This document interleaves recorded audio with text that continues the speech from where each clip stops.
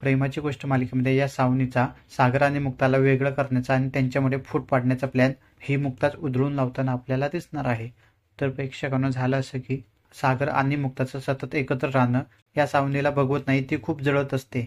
त्यामुळे ती मुद्दाम सागरला फोन लावते आणि मुद्दाम आदित्यशी बोलण्याचं नाटक करून त्याला चिंबोरीचं कालवून पाहिजे अशा पद्धतीत सांगतात. त्यामुळे सागरला असं वाटतं की माझ्या आदित्यला चिंबोरीचं कालवून खायचे. त्यामुळे तो घरातून डबा घेऊन धावत पळत तिच्या घरी जातो आणि ही सावनी तिच्या सोयीनुसार अर्थ काढते की सागर हा माझ्यासाठी इकडे येतोय.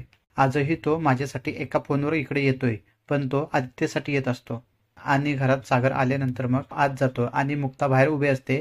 हे सावनी पाहते. मग सावनी त्याच्याकडे जाते आणि बोलते की मुक्ता, तुझी खूप मला दया येते. तू बघितलं ना, माझ्या एका फोनवर सागर हा माझ्याकडे इकडे धावत पळत आलाय. त्याचं माझ्यावर अजूनही प्रेम आहे. तो कायम माझ्याशी चांगलं वागण्याचा प्रयत्न करतोय. त्यासाठीच तो मला अजूनही विसरू शकणार नाही.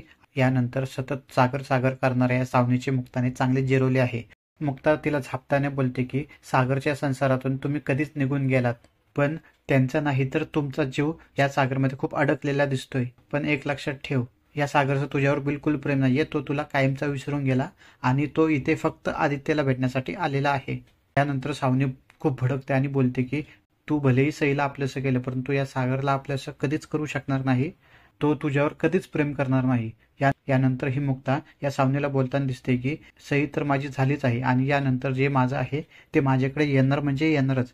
तुझं ते आधी होतं, परंतु आता ती गोष्ट तुला कधीच भेटणार नाही. असं बोलून या सावनीचे सगळे मनसुबे मुक्ता धुळीस मिळवते आणि तिला चांगलाच तोंडघशी पाडताना आपल्याला येणाऱ्या भागामध्ये दिसणार आहे.